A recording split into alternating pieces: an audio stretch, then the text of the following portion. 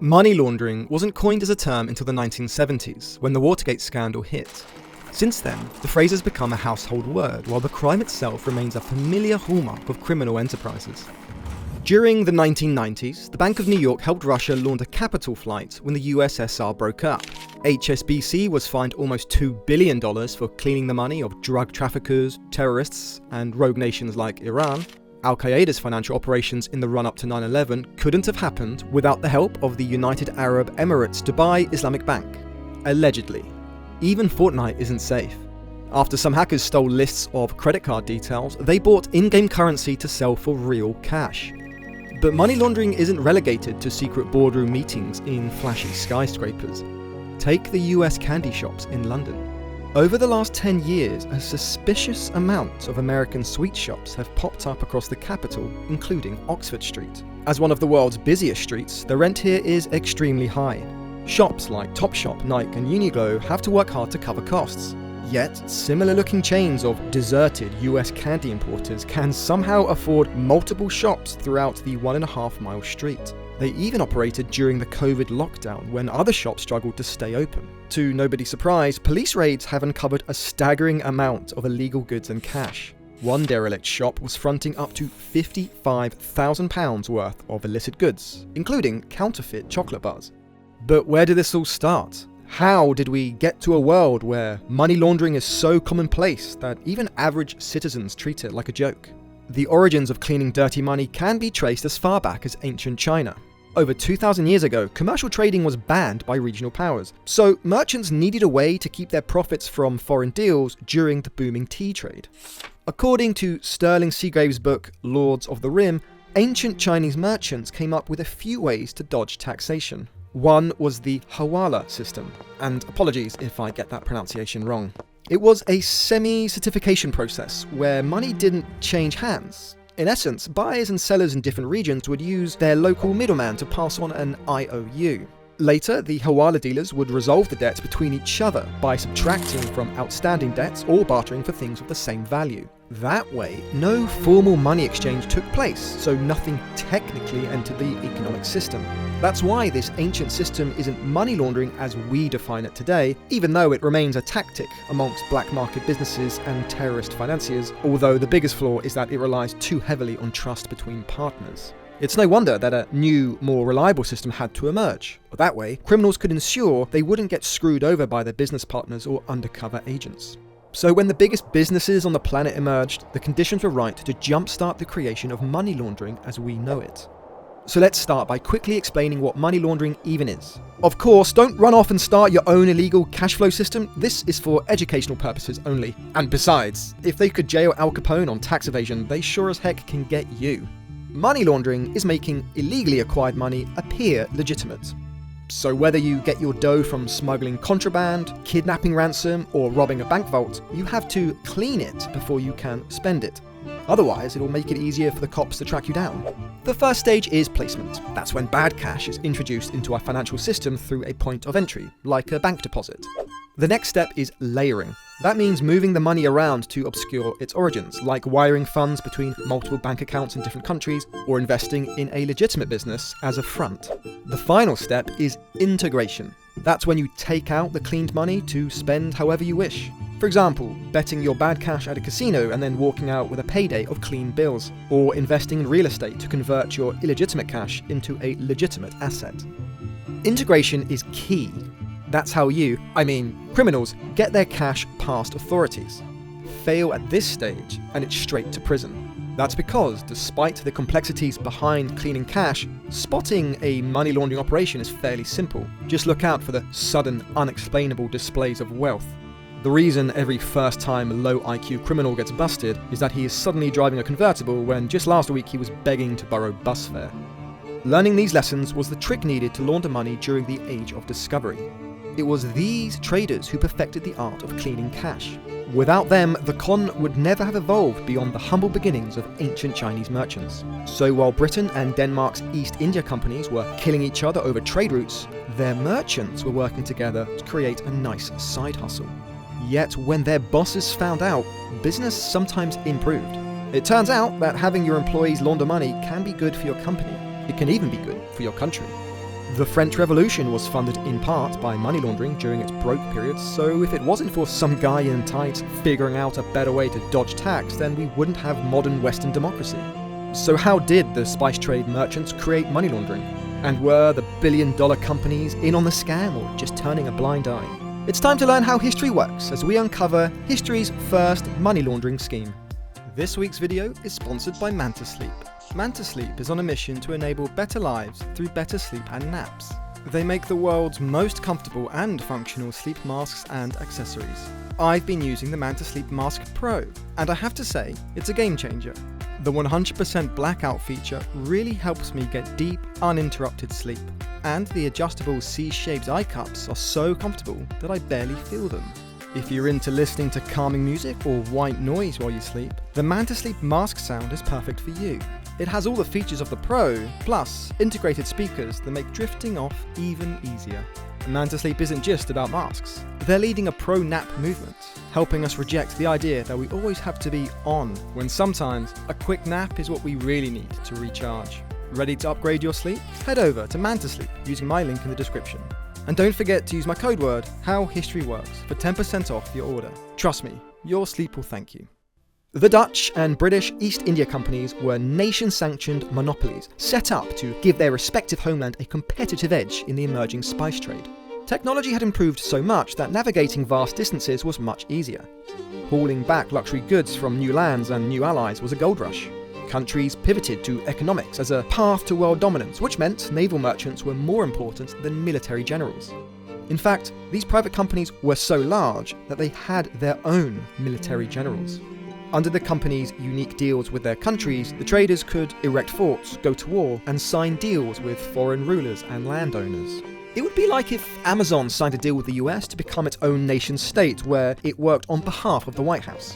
That way, if Amazon's private army had a skirmish with the sovereign state of Alibaba, neither the US nor China would be drawn into a war, even though both corporations were fighting for the explicit interests of their respective governments. With this kind of power, technology, and accountability, the British and Dutch East India Companies were raking in a lot of cash, as were the employees. An office clerk's annual salary would be about $28,000 in today's money. That might not cover all of our modern costs, but at that time, it offered a good life. Moreover, your income and pension rose with every year of employment. By 1840, a company clerk could be taking home about 12 times more than a manual labourer. So long as you were fine copying out documents by hand multiple times and losing sleep from the stress of a simple data error getting you reprimanded, it wasn't a bad gig to have. Yet the company directors had meagre earnings by comparison. Despite helping run a multi-billion-dollar company, salaries could be between $300,000 and $500,000.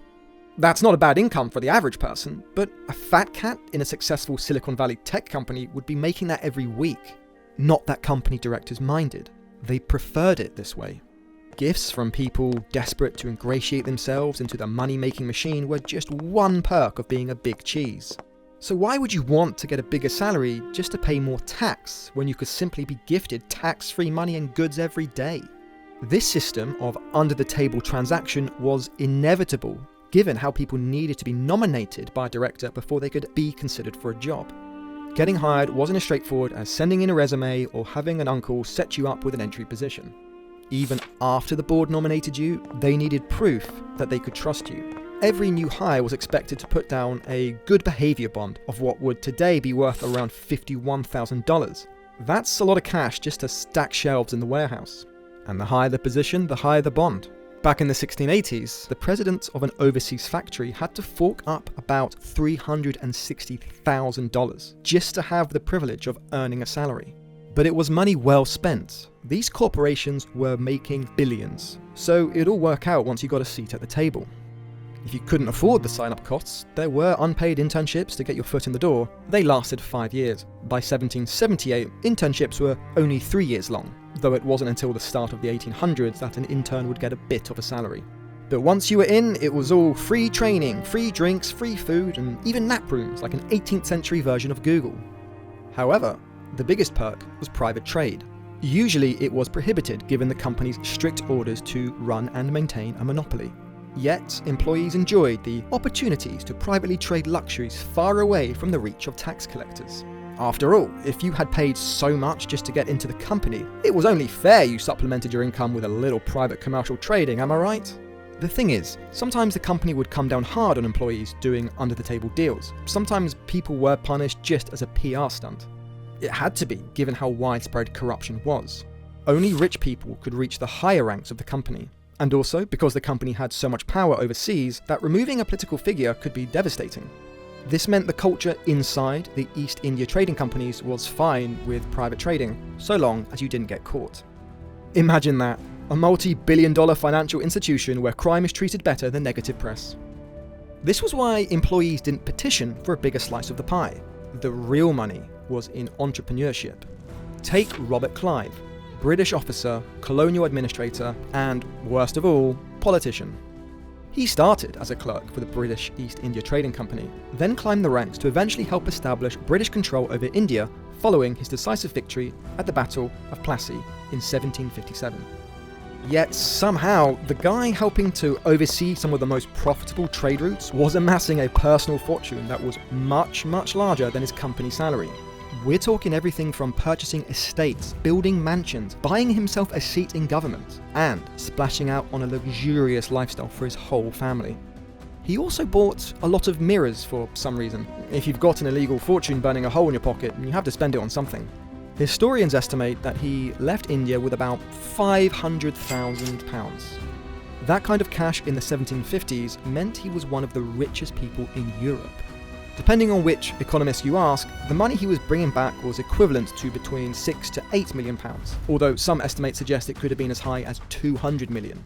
It's difficult to know for sure. He was well connected with a lot of loyal men and in charge of a lot of ships, but that's partly why people became suspicious in the first place. 2 parliamentary committees uncovered corruption amongst his servants, which quickly led to exposing Clive as the head of the whole operation. Thankfully for him, his passionate defence in Parliament and respected military victories got him acquitted.